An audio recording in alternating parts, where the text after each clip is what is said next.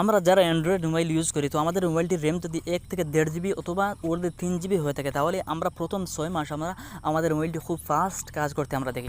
যখন এই মোবাইলটির বয়স 1 থেকে 1.5 বছর পর্যন্ত হয়ে থাকে, তখন এই মোবাইলটি আমরা আর চালাতেই পারি না, বারবার হ্যাং করে। তো আজকে আমি আপনাদেরকে এমন 3টি সেটিংস দেখাবো, যেই 3টি সেটিংস যদি আপনি অন করেন, তাহলে আপনার মোবাইলটি আর কখনো হ্যাং করবে না। হেভিওস, যদি আপনি এই 3টি সেটিংস অন করেন, তাহলে আপনার মোবাইলটি বিদ্যুতের নিয়ে শক্তিশালী হয়ে যাবে। তো আপনি এই 3টি সেটিংস কীভাবে অন করবেন, সমস্ত ডিটেলস আমি এই ভিডিওতে আমি আপনাদেরকে দেখিয়ে দেবো।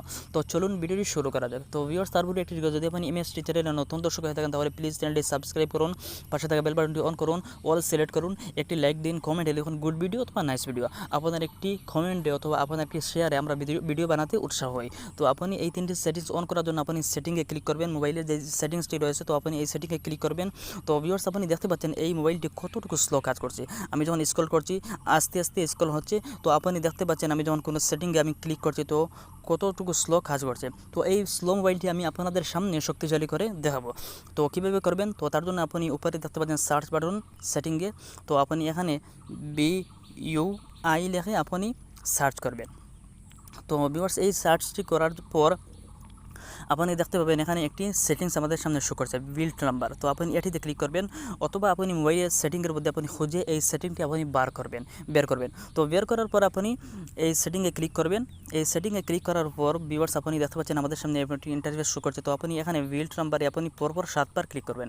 7 বার ক্লিক করার পর আপনার সামনে আপনার স্ক্রিনে যেই লকটি রয়েছে, প্যাটার্ন অথবা পিনটি রয়েছে, এই পিনটি আপনি দিতে হবে। তো আপনি এই পিনটি অথবা প্যাটার্ন দেওয়ার পর আপনার সামনে একটি সেটিংস আপনার সেটিংয়ের মধ্যে যোগ হবে, নাম হবে ডেভেলপার অপশন। তো আমি অলরেডি এই সেটিংটি আমি অন করে রেখেছি, 7 বার ক্লিক করে আমি অন করে রেখেছি, তাই আমি এখানে 7 বার ক্লিক করছি না। তো আমি এখান থেকে ব্যাক হয়ে আমি ডেভেলপার অপশনটি আমি আপনাদের সামনে নিয়ে আসছি।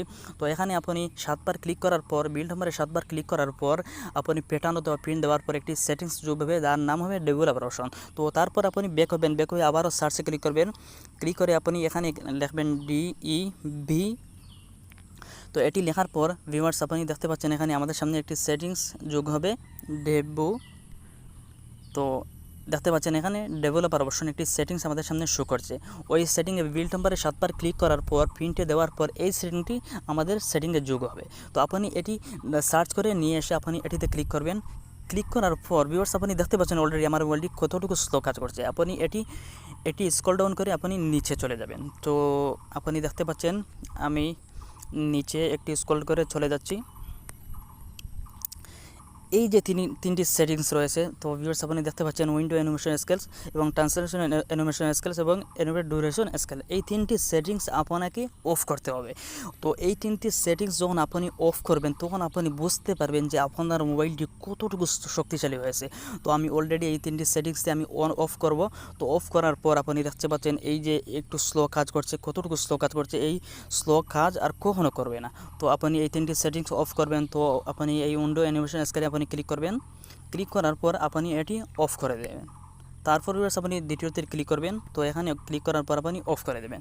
তারপর আপনি তৃতীয় এই অ্যানিমেট ডিউরেশন স্কেলে ক্লিক করবেন। এখানে ক্লিক করার পর আপনি এটিও অফ করে দেবেন।